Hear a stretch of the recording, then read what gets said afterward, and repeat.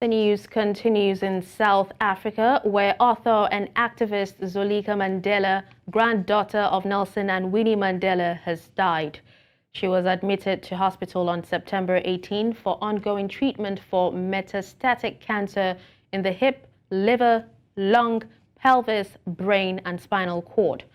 The family confirmed the news of her passing in a statement on her Instagram timeline. In 2022, Zoleka confirmed she had cancer in her liver and lungs, and she has been documenting her 10-year breast cancer journey in an autobiography. She was 43. Now joining me on the news to discuss this is the National Manager Health Promotion for CANSA, Lorraine Govender. Hello, Lorraine. Thank you so much for joining us. Thank you so much for having the organization on your station. We appreciate it. It's a pleasure indeed. Now, Lorraine, in light of Zoleka Mandela's battle with cancer, what can we learn from her strength and resilience in the face of stigma and societal pressures? So, breast cancer is quite a common cancer in South Africa. 1 in 30 women are affected by this cancer. And I think for a woman that's going through breast cancer, there's a lot of changes. If you just think about your body image, our breasts are such an important organ in our body, not only about beauty, but purpose in terms of having children and, the fact that we're able to feed a mouth through that. So breasts are so important.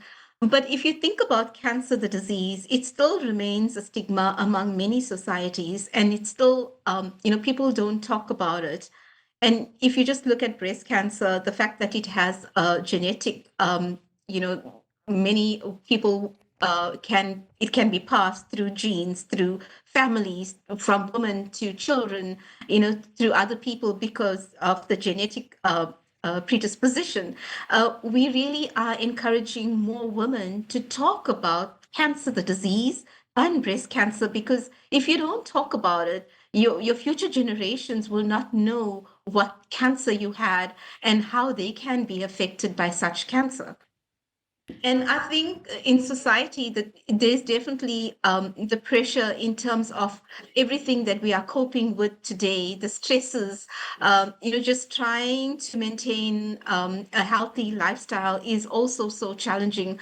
If you think about breast cancer, the fact that, lifestyle related factors like obesity, tobacco, and also alcohol play a role in terms of having cancer and breast cancer. A lot of society can do much in terms of decreasing their chances of getting cancer and breast cancer. All right, Lorraine, it's actually a good thing that, as an organization, you're encouraging women to talk about cancer. But how can we as a society effectively raise awareness about cancer and also its prevention among the general public? So if you think about breast cancer, and just looking at metastatic breast cancer, which is what the late Zoleka passed away from, it's usually because cancer has spread from the primary area, which is the breast, to another organ. And that's when we talk about it as metastatic cancer. And cancer can be treated, and you can live a healthy lifestyle if it's detected early.